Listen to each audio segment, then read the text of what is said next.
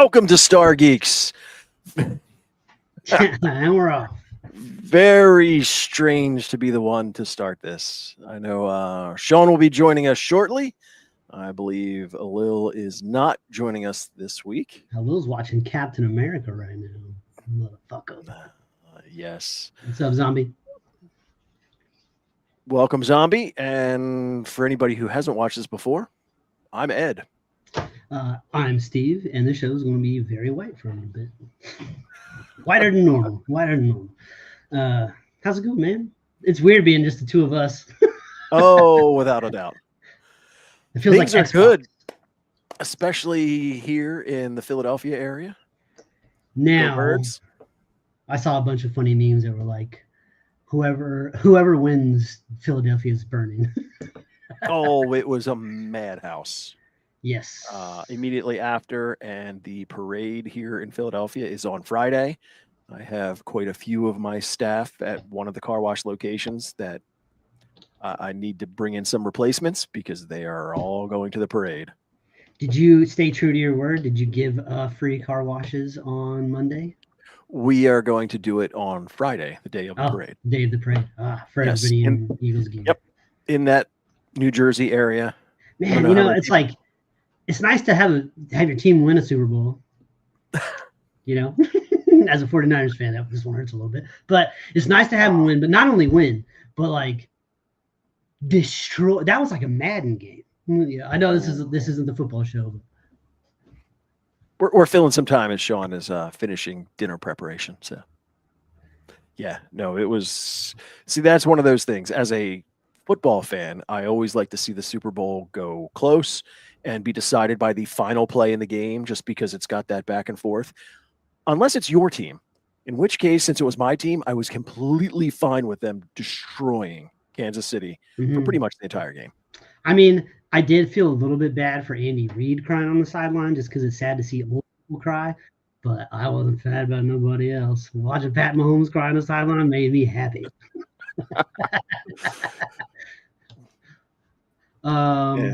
And then I was going to ask you, Ed, before Sean came in and took the show over, have you been playing more Starfield? I have not. I've been giving it a little bit of a break since what are we playing? Sniper Elite Resistance came out. I've been putting in some time just to build up my character, but I do intend to go back to it. Now, Sniper Elite, what a perfect game to, like, if you just reskinned that game, left the gameplay exactly the same, but reskinned that game as a Star Wars game. Like with Imperials and freaking Rebels or whatever. Like, come on, that would be tough in different locations. Like, you could be fighting in the fucking Endor on the moon. Come on. Oh, that's beautiful. What? Yeah, I'm just out here throwing out $1 billion ideas and shit. What's up, Tech? Nobody understands it. Nobody gets it. Like, I don't understand how they can't make a Star Wars game that works for everybody. Like, if somebody just did a mod for Sniper Elite where it was just like you could just all the Nazis were fucking Imperials. That would be not even that. Not even that. Yo, you could do a Mando game and have that same kind of like fucking look to it, and the extra people are Mandalorians. And like you're using different characters from the Mando universe, and they're like, fucking like rebels and whatever. We're like, God damn. Like, it's not hard. It really isn't that hard. So if we're doing a Mandalorian game, and I don't know if one like this exists, I'm thinking, because I love open world. So you give me these big open world areas. We've got tons of different Star Wars backgrounds to use. You can fill it with a lot of NPCs, and you make it to where I'm hunting down the bounty. So I not only have to find them and find clues, but then pick them out of the crowd and kill them. Oh, that'd be like it's like Assassin's Creed or Hitman. Yeah, you do Hitman in Star Wars. That's all I'm telling you, all they need to do. Like, that's Starfield proved a point. Like, you just paint the game like Star Wars, and it makes it into a better game. Yeah. So Starfield was infinitely better as soon as you made Star Wars skins on it. So let me ask you a question. Alil's not here, so we don't have to hear any 16-bit shit. Yeah. So no retro gaming nonsense. Right. out of the new age of Star Wars games, what is the best Star Wars game that you have played so far? Starfield. Since Xbox, since Xbox, non-Star Wars game. Let's just say licensed though, not modded, but licensed Star Wars game. For me, probably the best one. We played all of them, so not like we ain't played all of them. Yeah, but there was something special about that last Jedi Survivor game, man. Agreed. That was really good. Like Force Unleashed is great. Force Unleashed is great, right? That's the most fun probably because you get to do cool shit like pull Star Destroyers out of the sky and shit. That's fucking tough, right? You came from space and like flew through debris and like landed on your fucking legs with your lightsabers out to fuck people up. Like that's crazy. Right. But OP and very non-canon. Right. Well, and I know we talked about video games a while ago, and the one that is just because, again, I'm not a multiplayer person, but Star Wars Galaxies. I had so much fun playing that game. Which one was that? That was it was a true multiplayer game. It was like Elder Scrolls Online, but Star Wars. I don't know if I've like played World of Warcraft, like something like that. Like no. So you could go and do your character, but you could pick to be a musician. Like you want to pick a bounty hunter, but I ended up finding more fun just crafting items and making guns. Current gen, or was that years ago? It was years ago, but I mean, it wasn't like that's back one in of those the ones that needs days. to come back. You need an updated version of that. But I think I had the most fun because I actually joined a group. So I was part of the Imperial Army, and we had a standing meeting every week. And you'd go in, and after we kind of met and somebody would give updates, we would all gather as a group and basically go raid like either a rebel fortress or something. It was just a lot of fun. Yeah, so and it's an MMORPG, so it's just like DC Universe Online. It's like World of Warcraft. It's like one of those. We never played that. Because the reason why I don't play those is because they're very involved, and if you get involved with an alliance or a group that's into the game, it's work. Bro, let me tell you, when I got into DC Universe Online way before we started the show back in PlayStation 3 days, I had a fucking shirt with my damn league name on it. Like we had a shirts made. I was like Facebook friends and shit with like all the cats. Like I was like it was good. We were deep in DC Universe Online every night playing, doing raids, doing all this shit.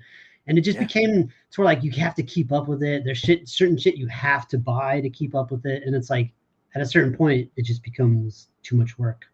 So I'm not a PC gamer. I'm not into that. Like I started, I'm an Xbox guy. Like I love Xbox. But I'm gonna tell you the funnest I've had with Star Wars games was Star Wars Battlefront. And I'm gonna tell you, Steve, remember when we were deep in that shit? Like there were fucking games. Like I think we had Dave on at that time too. I think I even jumped on once or twice with you guys. Yeah, we had the X-Wings and we was all piloting them shits and we was all coming out of that shit. Yo, those were my drunken gaming days. Yeah. But yeah. I do remember. I remember getting frustrated. I'm not very good at online shooters, like against other players. My reaction time's slow. I'm an old stoner, so like my reaction time is dumbass slow. I got to keep a good 3-car gap between me and that car in front. So Call of Duty is not for me. But it's fun when we're just playing in a group and shit. Like it's cool. But there were some moments, man. We had some great fucking games, man. Like we was getting it in, dog. Oh, like, we could. There was some times where like I was like, holy shit, I didn't suck that round. Look at that. I did all right. Yeah. So much of that game was spent like trying to get back to the fighting. Right. Like you're like fucking running for 10 minutes because it spawns you way back at the beginning of the level. You're fucking you get all the way over there, like pow pow boom, dead. You're like, fuck, man. It's the worst when in the dogfighting ones when you're like you get blown up and then it spawns you way the fuck in the cloud. You're like, god damn, man. So there was a moment where it was just us playing and we were all like the special characters. Oh yeah. So yeah. we were going ham on each other. Because there's no like real benefit. Like all the special characters have powers, but they also have weaknesses. So like even Leia can get the better upper hand on Vader in the right setting. So like it was true crazy shit. Like Lino used to love being on fucking Boba Fett. He'd be flying around, fucking you up, flying, son of a bitch.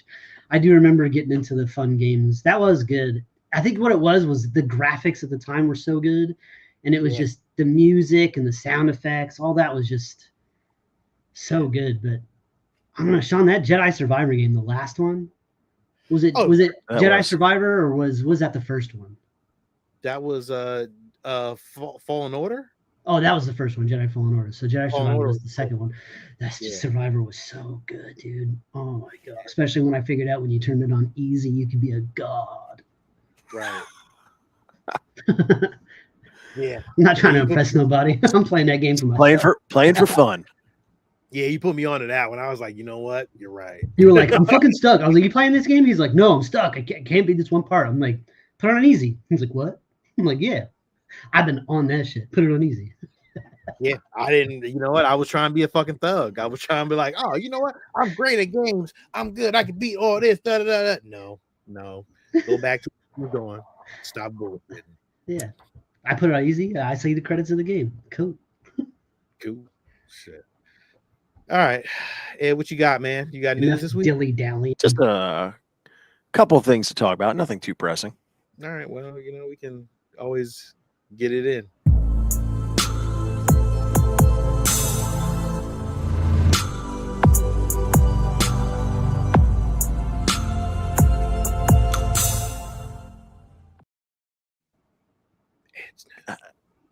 I almost, it's just like a calm, serene when it ends.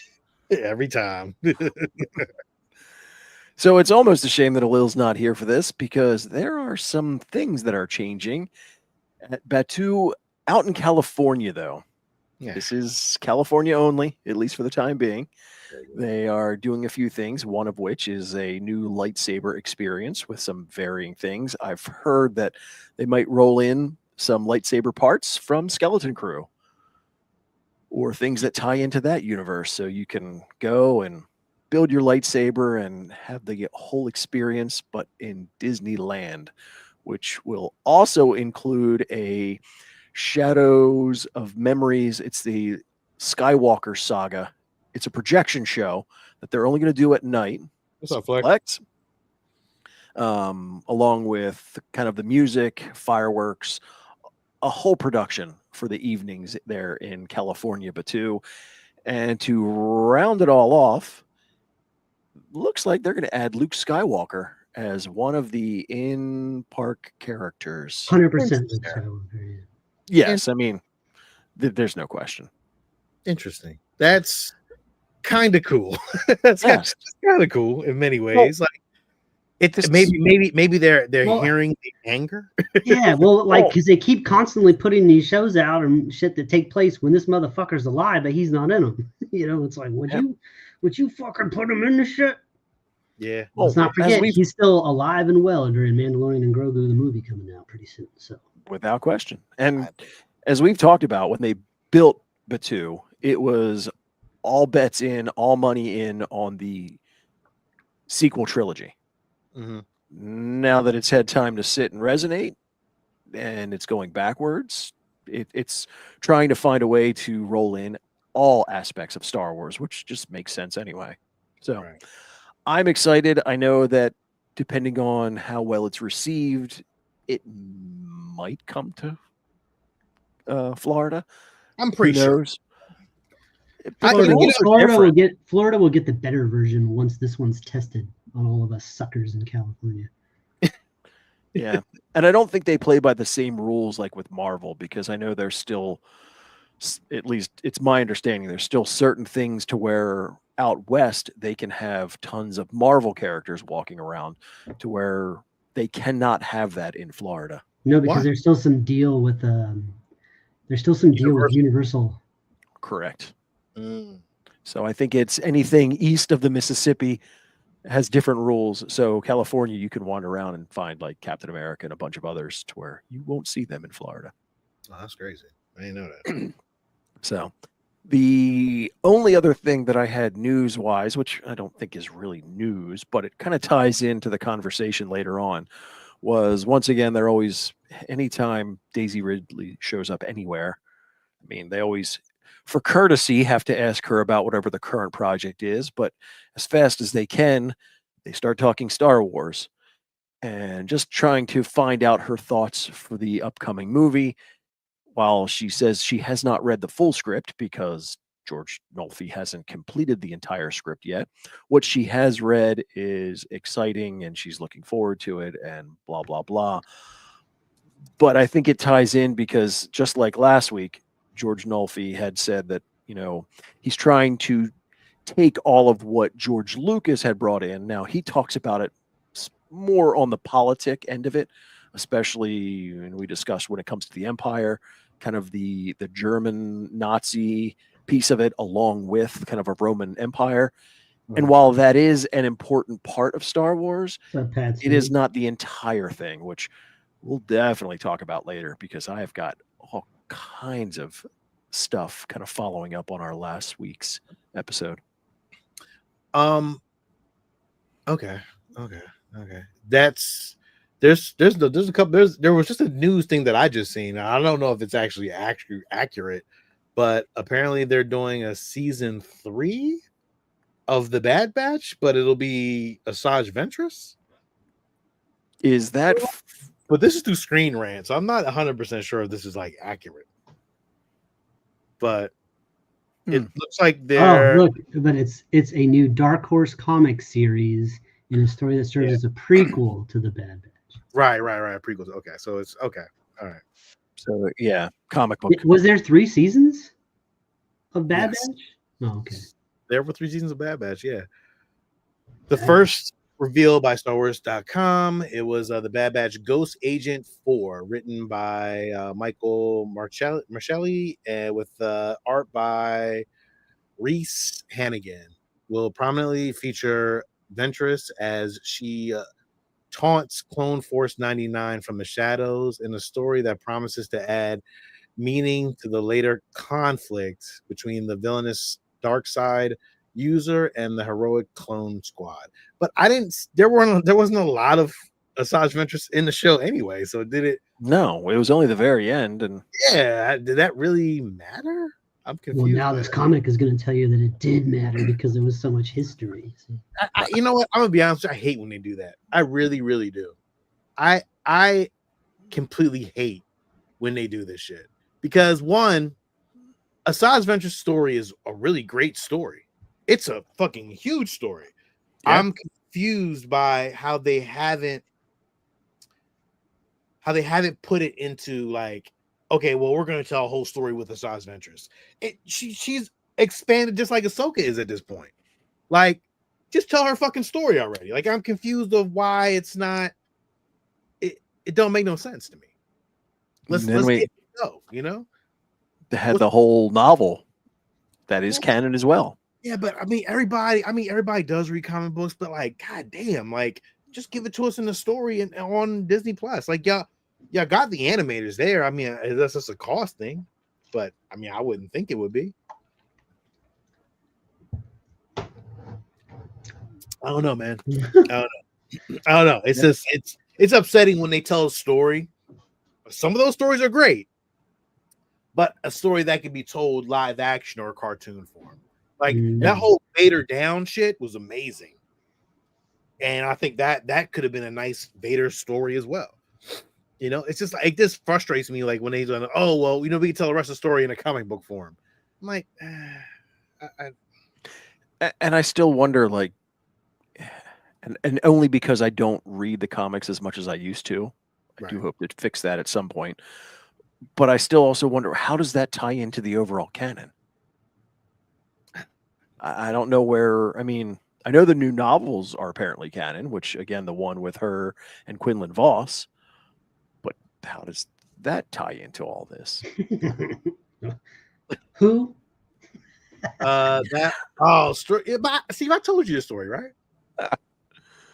Probably. About how, I remember shit. Yeah, about how she, well, I don't want to. I can spoil it. Fuck it. It's a whole story.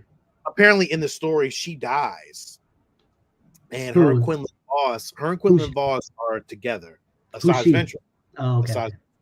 She dies next to Quinlan Vos the character. He's a Jedi, and that's really the end of her story. But they tell a whole story that they're together, and she became good, and she earned. So I'm confused on like in the Bad Batch, like what's the time period in between? Where does she die? Is she resurrected, or is this going from her storyline to her death? Well, I don't really know where it falls at. I'm confused by that too. Well, we know it has to fall because the primary focus of the two of them working together and building that relationship was to basically execute Count Dooku. Oh, is that what it was? Okay. So we know he was alive at that point, so that's prior to Revenge of the Sith. And Dooku's dead in Bad Batch, right? Yeah, because it's Order 66. Order 66. So that order doesn't get. So yeah, the timeline. I don't know. The timeline is weird, right? Like where I gotta put it back together because it doesn't make sense. Like, did somebody bring her back to life? Like, I mean, she's a everybody comes back to life. She's from that. Well, that's right. Fuck. So in the Bad Batch, she should already be dead. She should be dead. That's what I would thought. But clearly, you're wrong. Dude, yeah, clearly. I have no idea. I don't know what happened. Like, and they're not telling that story. So are they going to tell the story in the comic book? So now I got to read the fucking comic book to find out how it plays. You see what I mean? Like, come on, yo, for real. You wasted animation on her. Like, just do a whole damn story. You could have did like a little special edition, like 5 episodes of her, Quinlan Voss, what happens, and bam, done. Damn, Disney, guys, what the fuck? Get your shit together, man. Anyway, enough of my what grinds my gears. All right, Ed, you got anything else? You got new stuff, right?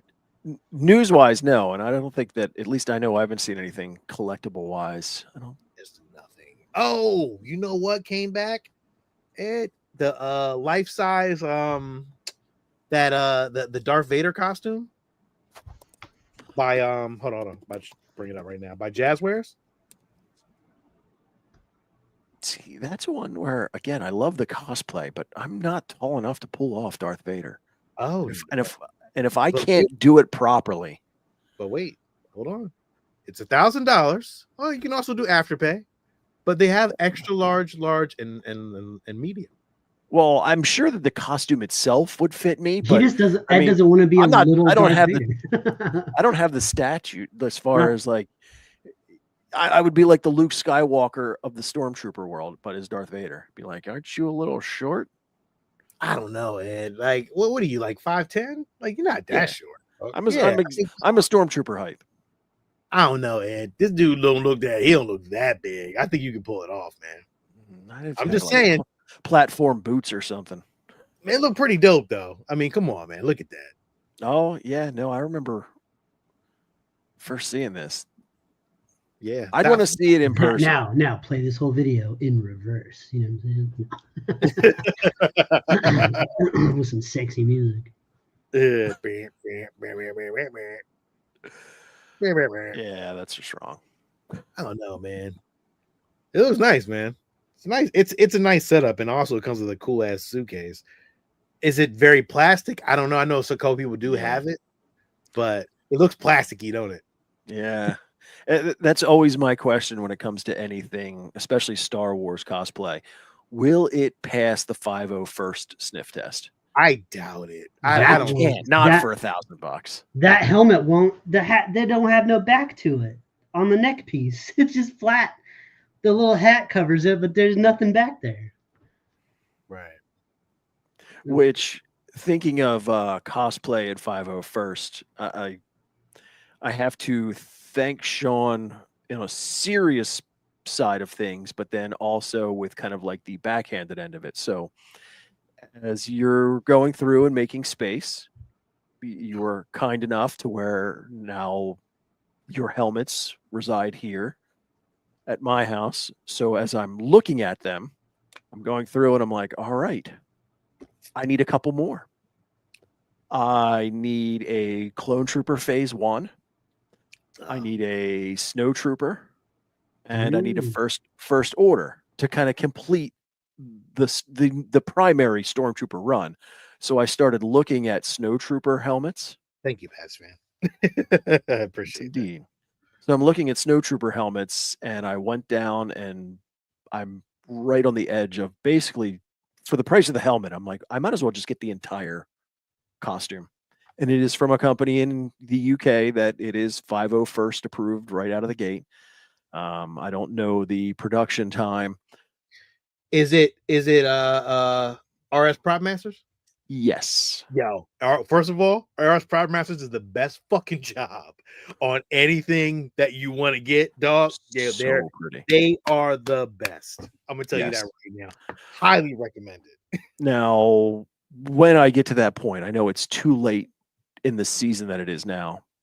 And I've seen the meme videos, and I fully intend to, when I have this, to go out and shovel the driveway as a snowtrooper, without question. Do it, Ed. Do it.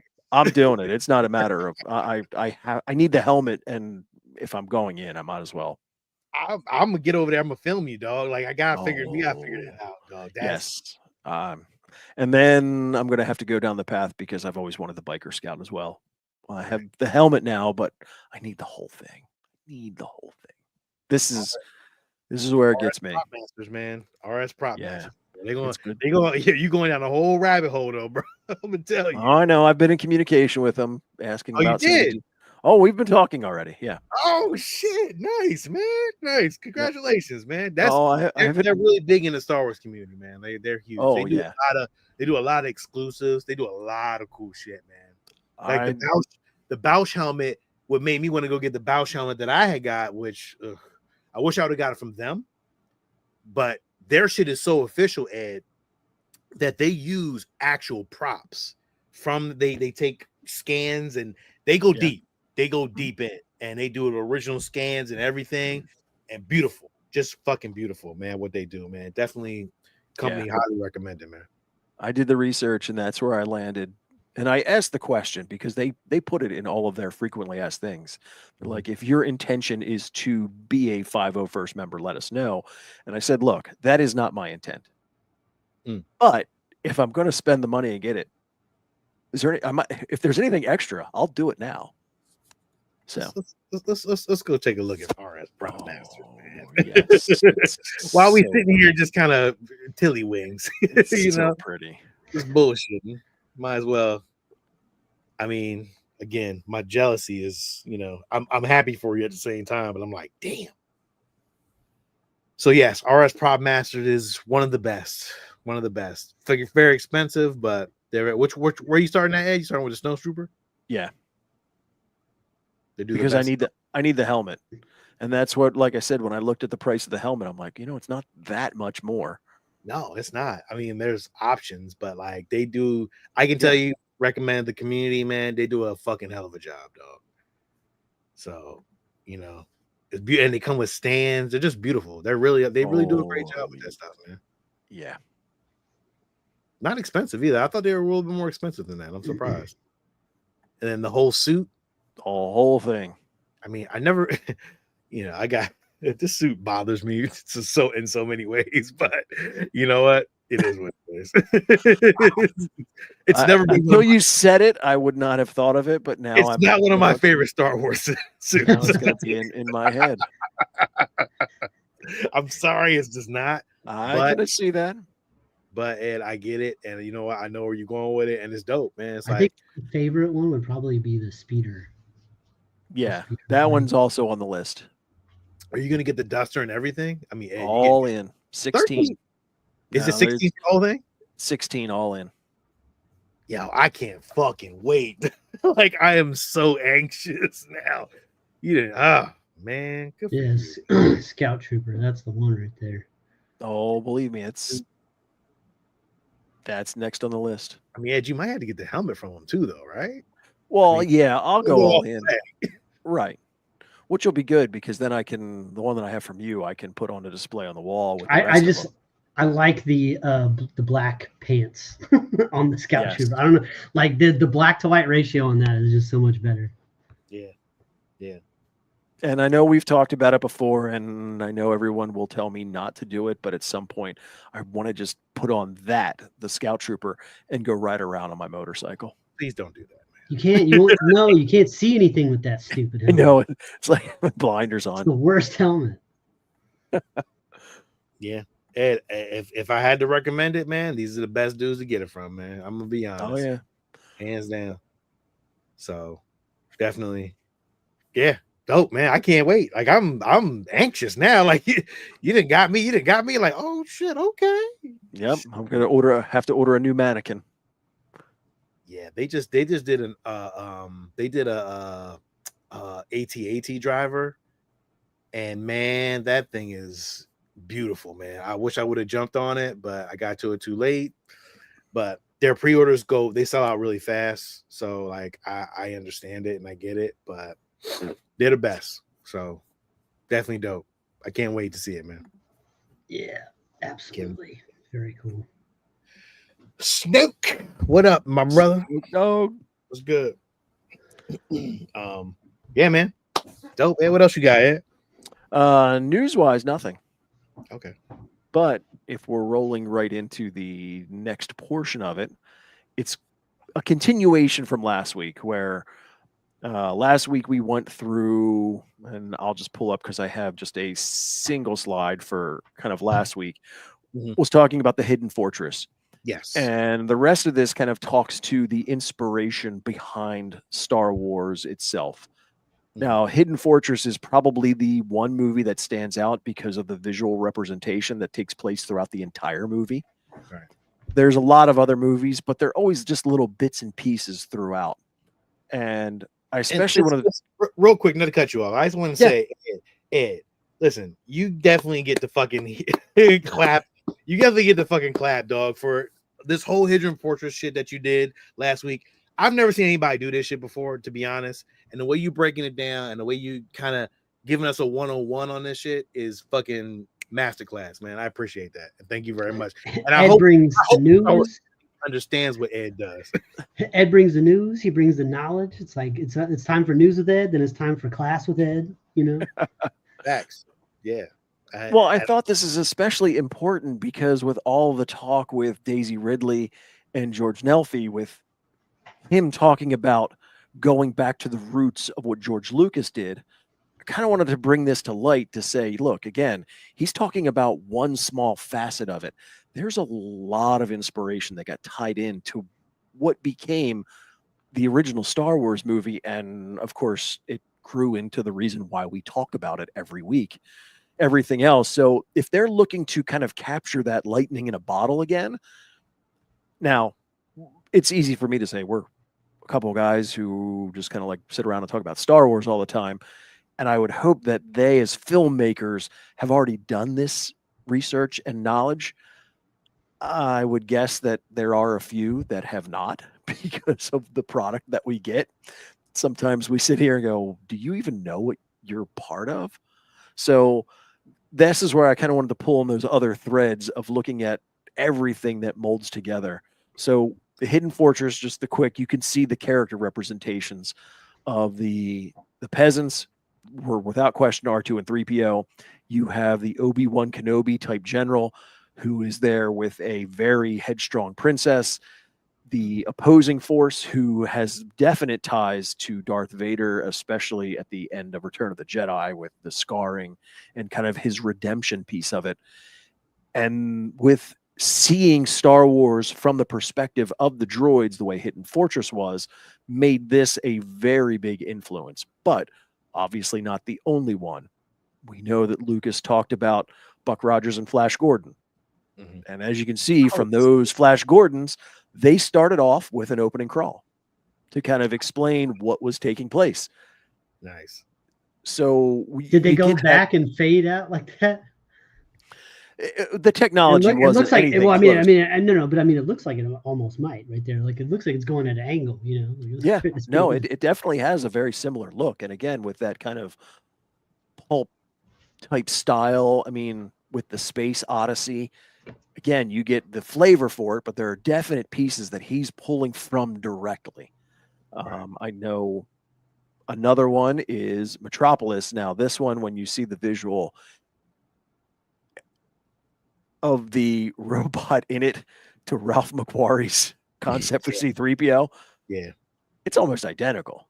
Well, this was early in when I think Lucas wanted something, but it's like, mega, Metropolis, like he just created something based off of this art, I think. I'm pretty sure that's what it was originally. But again, you can just see where all these little pieces all come together to create. Now, to what George Nelvey was talking about when it goes to the political end of it, and one of the movies that also gets talked about is The Triumph of the Wills, which is it's a World War II Nazi propaganda film. It's crazy to watch, but again, the visualization. I've never seen Neither. So, yeah, I mean, there is no. I mean, stormtroopers, just the name themselves, were pulled right from what the Nazi stormtroopers were called. But then also, as far as the uniforms of the Imperials, different visual aspects of it. I mean, the Imperial officers wore straight up Nazi uniforms. The colors were gray and black. They had the little insignias on their collars. It was all very, like, as a small child, I was like, those are Nazis, which means they're the bad guys. Like, it's pretty easy. Like, history has told me that's what bad guys look like. Didn't I see this on Hogan's Heroes?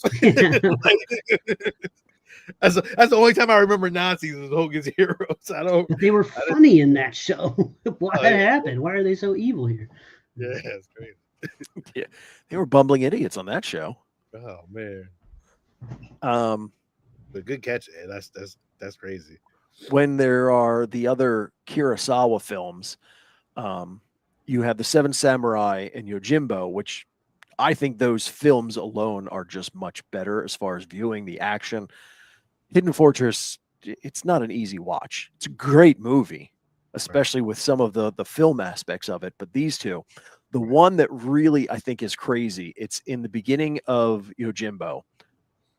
You have a single samurai warrior who goes into a town that's overrun by bad guys, and it's kind of this whole cat and mouse as he's taking them out. But there is a scene in the early part of it to where when he walks in, all of these bad guys come out. And I don't know if you can kind of read the subtitles, but you have, I have another screen here. I'm going to pull it up so I can read it. You have the one bad guy who comes up and he's basically telling him, like, what are you doing here? He's like, I'm a wanted fugitive. They'll crucify me if I'm caught. And then as soon as he says that, the two of them, like, they get into this sword fight with him and three of them. And as you can see, one of them gets their arm chopped off. It's almost the exact scene in the cantina to where Dr. Evanson comes in and goes, I'm a wanted man. I have the death sentence on 12 systems. They get into a fight and they get to lose an arm. I mean, it is beat for beat. If you're a Star Wars fan, you watch that scene, you're like, wait, I've seen this. Dude, I want that arm as a prop. Can you make that as a prop replica? Like just the arm with a little bit of blood on it? That'd be dope as shit. Just to have it. That's kind of cool. I don't know. Maybe I'm crazy. No, that's pretty cool. It's gross, but cool. So, and then of course, we know the samurai reference. Obviously, the Imperials are part pulled from the German Nazi era, but then when you look at the armor, I mean, that Darth Vader's helmet and a samurai helmet, there's no question. Oh, no question. Yeah. No question. I mean, and then the shoulder pads, the arm pads, the ridges in the clothing that they have is very samurai-like. Just, it's all very Eastern. Yeah, definitely inspired. Definitely highly inspired by this shit. But those are real good hits. And like, I did not know any of this. So like, the fact that you're fucking blessing me with your 101, it's like, thank you. You know, I just became a little bit Star Wars smarter. So that's tough. Well, and I mean, in these old samurai movies, like the samurai sword was like the unbeatable weapon. Like if they got you with that thing, it was lights out. So a lightsaber is essentially that. Until it doesn't need to be, right? Like until the story requires it to not be as lethal, then it's just not. And you can poke Sabine in the belly and it's fine. And you get like I said, the philosophy of the Jedi. A lot of samurai kind of Bushido Yeah. There's a lot of similarity in there. And then not only is he pulling directly from these Kurosawa samurai films, but these samurai films also influenced the later era spaghetti westerns, because you'll find that there's a lot of those western movies that mirror the samurai movies that came before them. Right. But there's also some other similarities in a few of those. In The Searchers, now this is just a direct tie-in to A New Hope, to where the Native Americans in the film basically go to the and destroy the homestead while nobody's there. Again, Right. it's a very similar piece to what happens with the Lars homestead, but there's more that I think Lucas must have kind of kept a mental note of, because as I'm looking at it and different pieces and the way that the movie kind of structures, I'm like, wait, he saved some of this and then brought them back into play later in the prequel trilogy. So I know I've heard, and I guess I can kind of see the similarities as far as Han Solo and Rick's character in Casablanca, who is just, he's a loner. He's kind of out for himself, but he has the redemption quality at the very end, kind of that suave, but a little rough. So Han Solo's like the perfect hero character because he's bad, but not bad. Yeah. You know, he's not bad. He's just kind of like, he's got an attitude, you know, and he's like, he looks tough, but he's got like a heart of gold. And, you know, he's like, he cares about his friends more than anything. And he's a really good guy. Just, you know, like Han's. So he's an archetype that you could probably, you know, you could nail down to many different characters, but arguably Han Solo, I think, is probably the best representation of that archetype. I think agree. any other version is like aping off of what Harrison Ford did at this point. But Indiana Jones, you know, is kind of like what? Yeah, but he's not as Indiana Jones is not as fucking cool as Han Solo. I don't even want to fucking hear it. Indiana Jones is cool. No, I don't know. Cool. Listen, he's cool, but he's not flying around. He does do a lot of cool shit. He does a lot of cool shit. He did a lot of cool shit in that video game. I'll tell you that right now. He literally took Han Solo. Am I right, Ed? Am I right? Oh yeah, he did some cool shit in that game. He took Han Solo and put it into Indiana Jones. It's an exact like, and you're right, Steve. The archetype is fucking great. It's like, okay, I'm taking my character from fucking Star Wars. You know what it is? Indiana Jones has a nerd side, and Han Solo doesn't. I think that's what makes him cooler. I agree, and that's coming from a nerd. So, I don't know. Indiana Jones is a cool motherfucker, dog. Ain't too many motherfuckers wear a hat and do all this other kind of shit with a whip. I love that fedora. Yeah, man. Come on. And he bro. looked cool. He did all that cool shit while punching Nazis.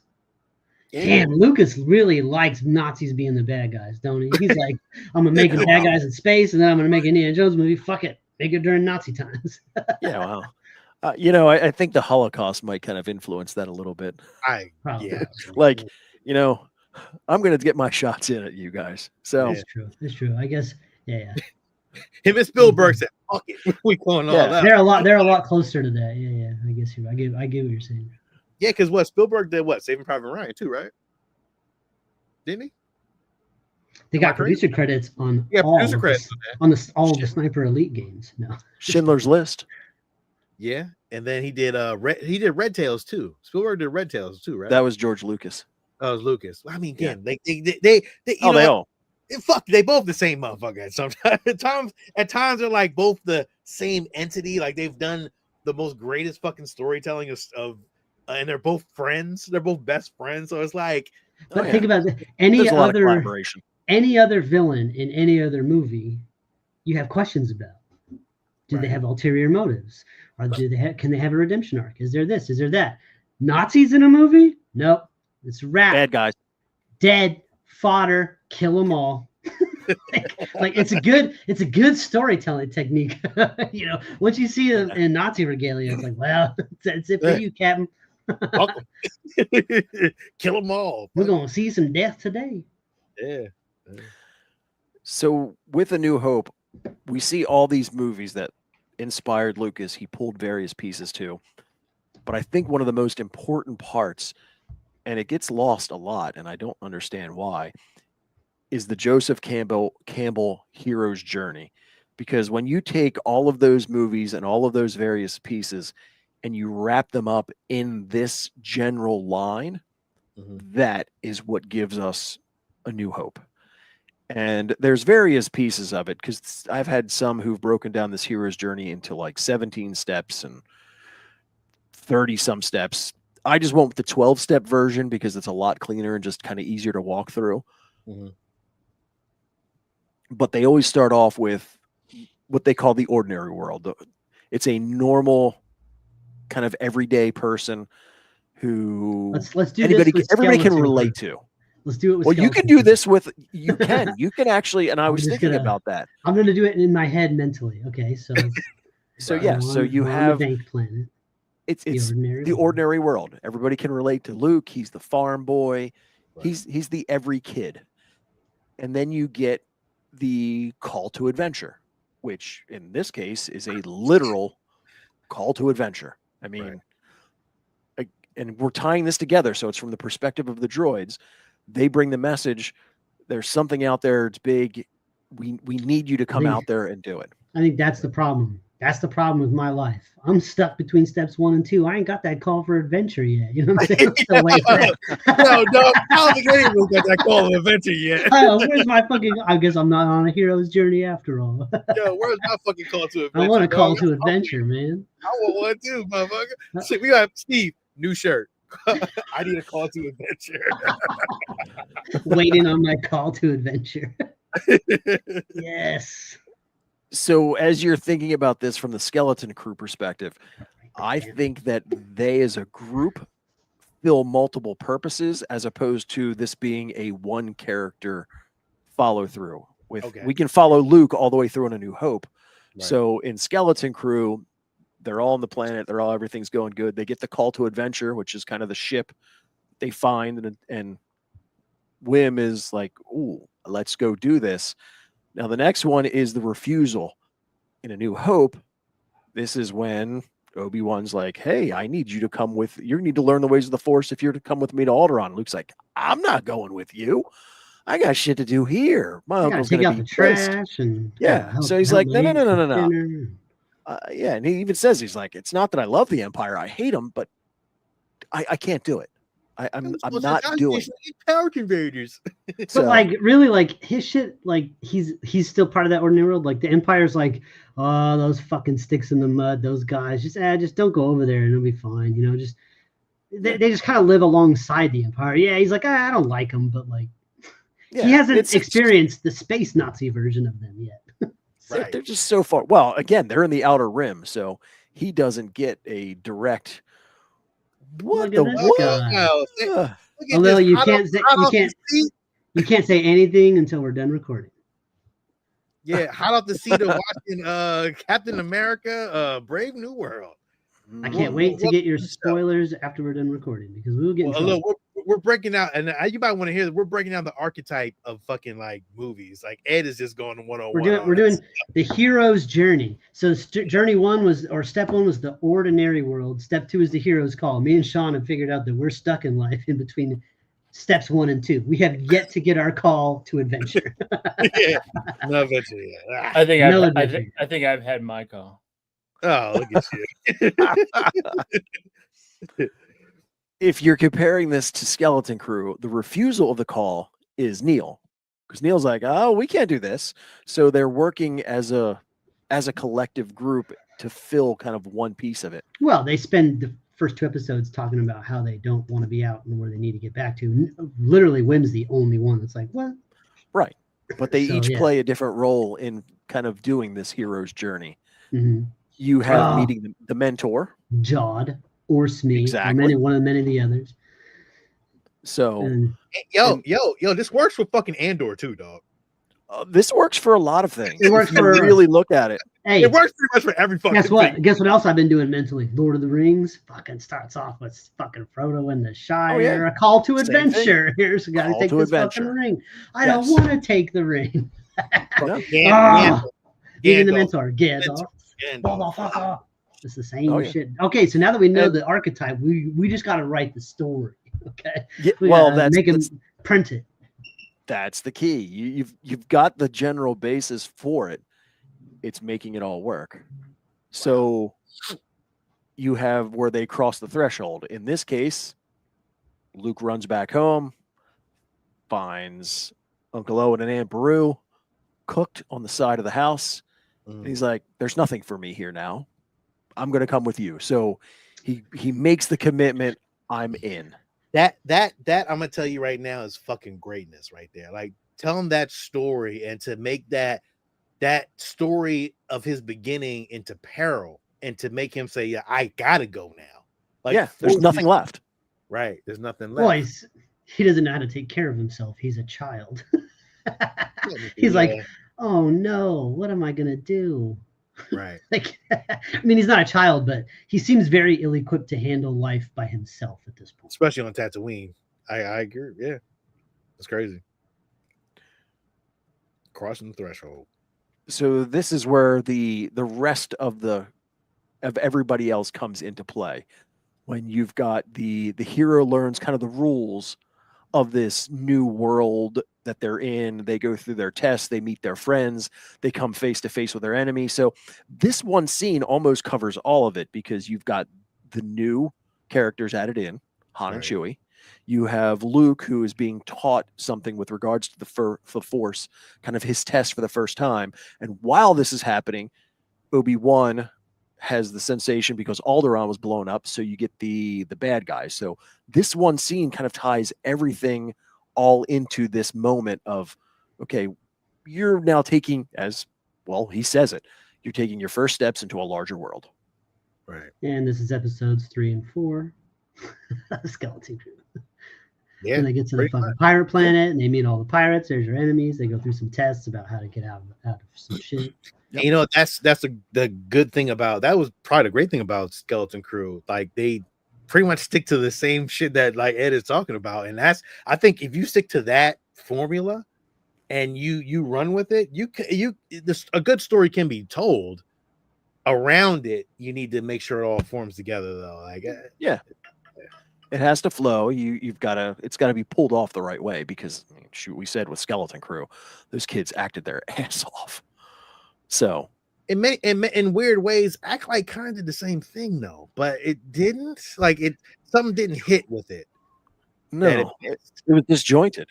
Yeah, it was disjointed. That's it didn't have the right flow to it. So right. It's just maybe if you're telling an out of time sequence story where you're going back and forth, you can't use this. You have to have revelations happening simultaneously in both stories, and not just being like, when the fuck is this person gonna know what I already know? Like, like that gets annoying. So you have to be very careful with telling that kind of storytelling. So the approach is the initial plan to kind of take on the central conflict. This is where the setbacks occur. The heroes normally have to try a different approach or try different ideas. So obviously they show up, hey, Alderaan's not here. Wait, there's a space station, and it sucks them in. It's literally going into the belly of the beast.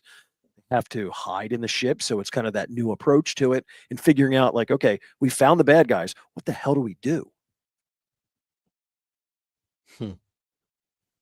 The ordeal is when everything goes wrong. The big conflict is introduced. The hero experiences kind of their main obstacle and hurdles, and kind of the life crisis. So when Gandalf fighting the Balrog and falls down the fucking exactly. And again, it makes it even more impactful when it's the loss of the mentor. Right. Yeah. Damn, that's You know what else? The internet made a much better fight scene with this. Have you seen that fight is fantastic. Chef's kiss. I wish I could put that into my actually owned movie. It's so good. I can't unsee it. So if I actually watch A New Hope and I get to that scene, I'm like, I just want to plug it into whatever I'm fucking watching. I've watched that so many times. Somebody get this man a job. Yes. Shit. So the reward is okay. They've survived the ordeal. The hero kind of gets the reward, which he brought R2 back. They've had the plans. It's like, okay, here we go. We got what we needed. The Death Star plans. Yep. Was it the Death Star plan? Yeah. Yep. Which leads to kind of the road back. It's like, okay, we got it. But now we have to go back and reface the enemy. Mm. Yeah, because while he was while he was plugging up and uploading that shit, all those They're motherfuckers coming. were dying on the beach down there on Seraph. Yeah. Oh yeah.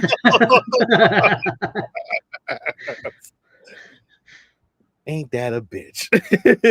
That's crazy. Andor, my favorite character, died for you to plug it in and go, let's go, R2. Like, do you know what just happened, man? Do you know? Yeah, but you know what? At the end, he came in clutch. True, he did. Yeah, with those plans, it fucking worked. So you have the resurrection, which is kind of the climax. The hero faces the final test, using everything they've learned up to this point to take on the conflict.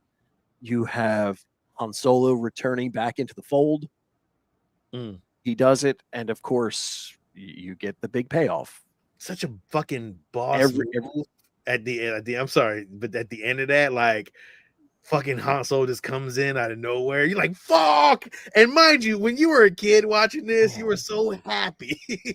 You were just like, because he left and you were like, no, come on, man. Right. Like, that's not, you were supposed to stay. You were supposed to be part of the team. I mean, come on. Everybody felt that way when fucking Han Solo came back when you first watched this movie. Again, I don't remember first watching it, but I remember, you know, that feeling you got like when Han Solo's like, yeah, you just like, or yeah, or some shit. Like, you know, it's like, damn, that's a good feeling. Like, everybody wants that hero moment out of any fucking movie that you watch. You're just waiting for a hero to come in and be like, fuck yeah. Even the little Marvel movies, you're always waiting for that one fucking hero to come in at the end and be like, fuck yeah. And you get that feeling, you just like, fuck. Oh yeah. It adds to the payoff. Yeah. So you can see how when you take the Joseph Campbell hero's journey, you pull all those inspiration from all those other movies and films and samurai, and you find a way to kind of craft that. You can look back at it. I mean, it's easy to see in retrospect, but you look at it now and go, holy shit, no wonder that movie changed everything. It was the perfect combination of all of these various cinematic elements. Yeah, you didn't have to like all of those different things. You had to like one of them and you got something out of Star Wars. Yeah. So and now Star Wars has become that inspiration for other things going forward. They found a way to make it appeal to romance, to space, sci-fi, to westerns, to fantasy, they just found a way to appeal to like every crowd. And this is the impact of fucking Star Wars. I told y'all that how fucking good is Star Wars and how it's impacted the fucking movie world so much. It's not as good as Star Trek. No, I'm just kidding. I'm just kidding.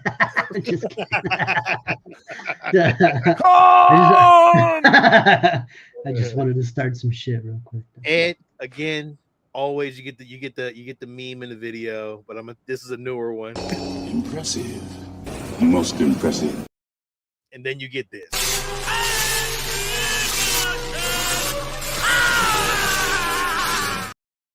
So listen, 101, bro. Oh, chef's kiss, man.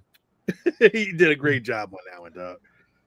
So I would never have broken that down to the way that you broke that down, and I never would have even thought about it in 100 years. It actually makes it even better because I think once you kind of look at all this, I mean, Star Wars is an old movie at this point, but to understand all of this and to go back and rewatch it, it adds so much more appreciation for what it is. I mean, closing on 50 years. It's scary. Yeah. And yeah. That and means still that opening scene is still fantastic today. Friday, I'm 47. No. What's getting there? Those 50s. So old. Oh, I remember when you guys turned 40 though, because I was still a youngster. Man, we've done a lot of growing up together, man. It's crazy. yeah. It makes you emotional, no? Feel emotional. But Ed, awesome, like always. Hello, we we got bones to pick with you after the show, but we'll talk about that after the show. But no. We just where you coming from is fucking in a awesome. sexy way. Yeah. Bones to pick. Nah, not really. Yeah. But yeah. That's next week we are going to do Andor episode 1, 2, and 3. We're gonna start the recap. I guess we got to catch up. Hello, what you about to say? I said, "Oh, I didn't know." Okay, I got to rewatch Andor. I mean, so do I. I think we all gotta rewatch it. I mean, those are hour apiece episodes. So I know, right? God damn, I just thought about that too. Those 3 damn hours. Okay. If that's the case, because again, we've got 9 weeks until the new series. Do we just do 2 at a time? Since they're an hour? Well, how many episodes are there? 12. I mean, let's be honest. We could kind of spin through them, and it's not really. We could. Yeah, it ain't. I don't gotta watch it beat by beat, but So we got homework for next week, so we can't say that we don't have Andor. Well, what I can't wait for the recap of Andor is the Ed show. The slides, the wonderful slides, the wonderful Easter eggs, and all the work that Ed's gonna fucking do. Because honestly, there's not even really like I can't even offer to help because anything I'm gonna do ain't gonna be shit compared to what you're doing. So I enjoy it. Yeah, I appreciate the shit out of it, man. I really do.